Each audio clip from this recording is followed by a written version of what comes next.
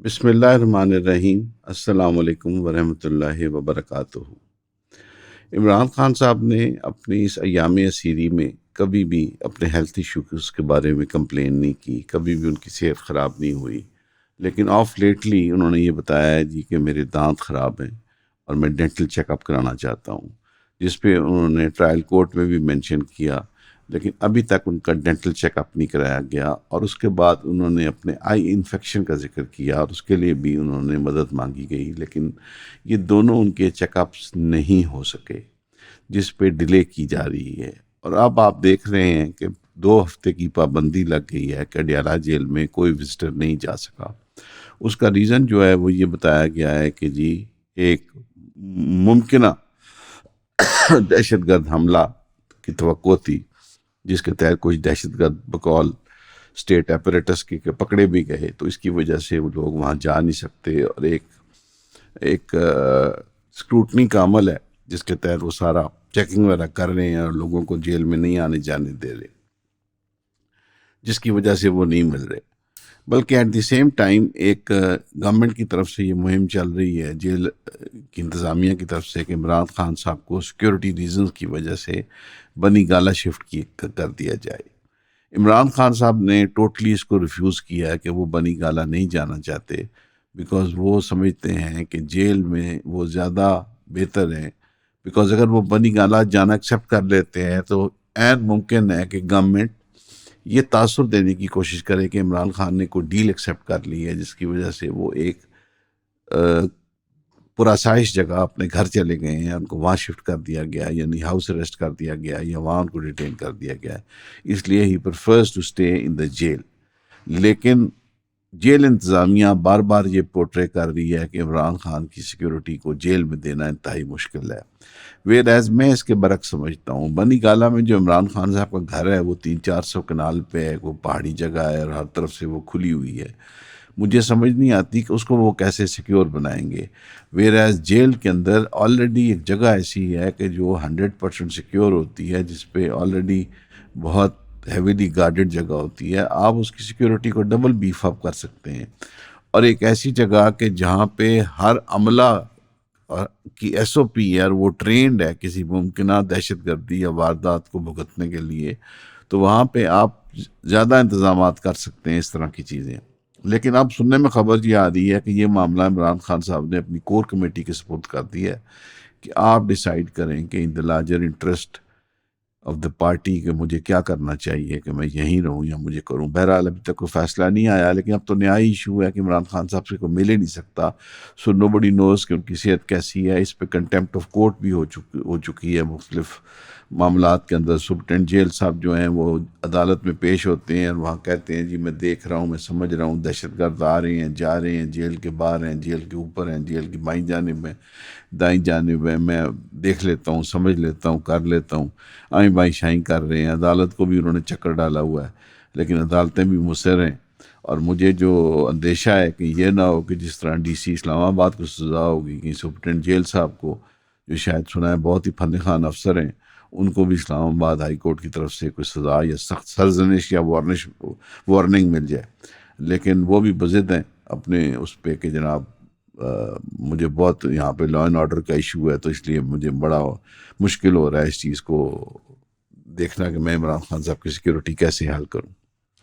दूसरी चीज़ जो मैंने आपको पहले भी बताई थी कि मोहसिन नकवी साहब को हर तरह से नवाजा जाएगा, और आपने देख लिया कि अभी वो सेनेटर भी नहीं बने, तो वो ममलकत पाकिस्तान के वज़ीर दाखिला बना दिए गए हैं। ये उनको जो उनकी गिरां कदर खिदमात हैं जो उन्होंने हुकाम बाला के लिए अदा की हैं, उसके नतीजे में उनको नवाजा गया है। इस तरह की नवाजिशात आप देखेंगे आने वाले दिनों में, और काफ़ी सारे लोगों में जो केयर टेकर सेटअप में रहे हैं उनको भी मिलेंगी, जो मुख्तलिफ ऐसे उहदों पर फायज होंगे जहाँ अगले 4-5 साल तक वो सब लोग एक पुरतयश और पुरसकून ज़िंदगी गुजार सकें। दूसरी तरफ हम आते हैं कि पंजाब हुकूमत में क्या हो रहा है। पंजाब हुकूमत में रोज़ाना की बुनियाद पे हमारी चीफ मिनिस्टर साहबा जो हैं वो इतवार बाज़ार विज़िट कर रही हैं, वो स्कूल विज़िट कर रही हैं, वो हॉस्पिटल्स विज़िट कर रही हैं, और वहाँ पे वो देख रही हैं कि मरीज़ जो हैं उनकी लाइन ठीक बनी हुई है, उनको दवाइयाँ ठीक मिल रही हैं कि नहीं मिल रही, और इवन यहाँ तक कि वो गाइड कर रही हैं इतवार बाज़ार में जो दुकानदार हैं उनको बता रही हैं कि आप अमला ज़्यादा कर लें ताकि यहाँ पे रश ना पड़े। बहुत अच्छी बात है, ये गाइडलाइंस बहुत अच्छी हैं ये, लेकिन मेरा ख़्याल है ये इस तरह की गाइडलाइंस, इस तरह की हिदायत देने की ज़रूरत है हॉस्पिटल के मेडिकल सुपरिटेंडेंट को या इतवार बाज़ार पे जो इंचार्ज है उसको। ये एक चीफ मिनिस्टर का रोल नहीं है।